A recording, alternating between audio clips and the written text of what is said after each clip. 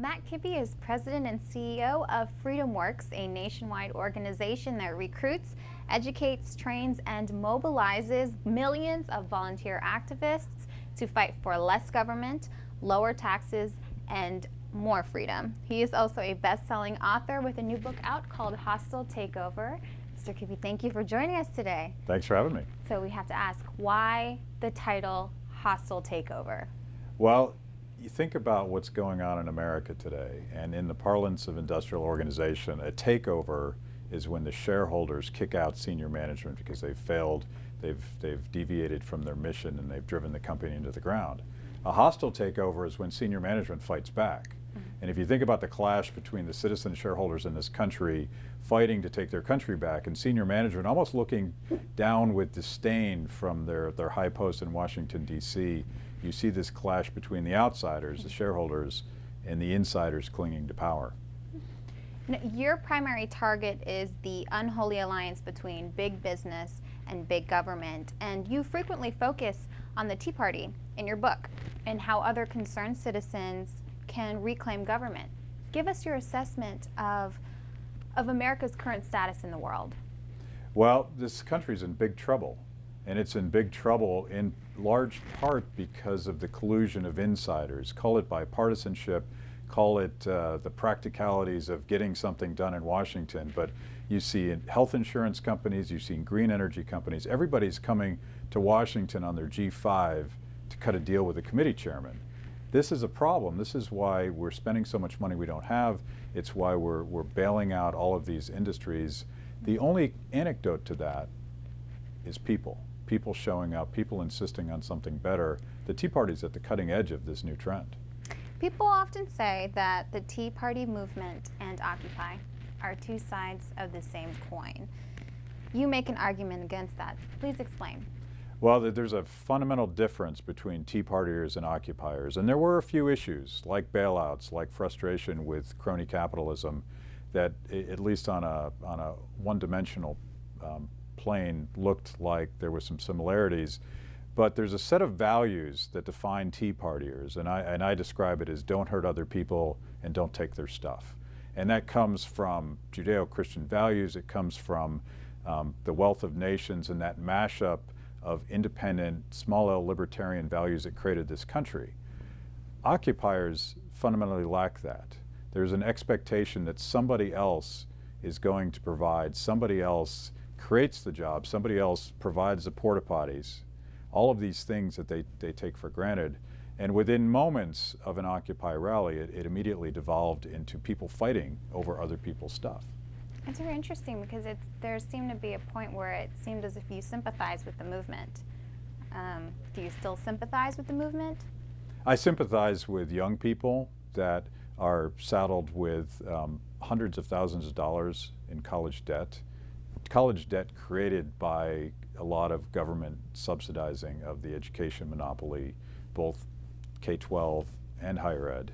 I sympathize with the fact that unemployment for the millennial generation is double digit. It's virtually impossible for these young people to get a job. They should be frustrated, they should be pissed off, but I think there's a cognitive disconnect between who they blame and who they should blame. The book distinguishes the peaceful nature of Tea Party rallies compared to those of the Occupy movement, and I think you wrote, you say the Tea Party had little, if any, arrests, while hundreds were arrested and incurred $13 million in damages with Occupy Wall Street. What do you think is the reason this was not reported by the media? Well, there might have been bias there. There might have been a desire to create something to counterbalance the clear impact of the Tea Party. And you hear it in Van Jones' speeches. He's very envious of all of these rugged individualists acting collectively, and he can't figure out how it is that progressives haven't been able to do this. They all attach themselves. President Obama attached himself to Occupy Wall Street. The media celebrated it. They really wanted something that was as effective as the Tea Party, and so they ignored all of the problems. And I think much to their embarrassment now the whole thing has unraveled. People got hurt, property was damaged. It's an embarrassment to anybody that has supported it. You attack the media. You call them the Truth Cartel. Tell us why, and have you actually made any enemies? Oh, I think so. For some reason, we made the USA Today top 10 list, but we didn't make the New York Times top 10 list, and presumably they're using the same data. But what I argue in the Truth Cartel is we no longer depend on Walter Cronkite to literally tell us at the end of that half hour, that's the way it is. End of debate, no counter stories, no challenge to the status quo.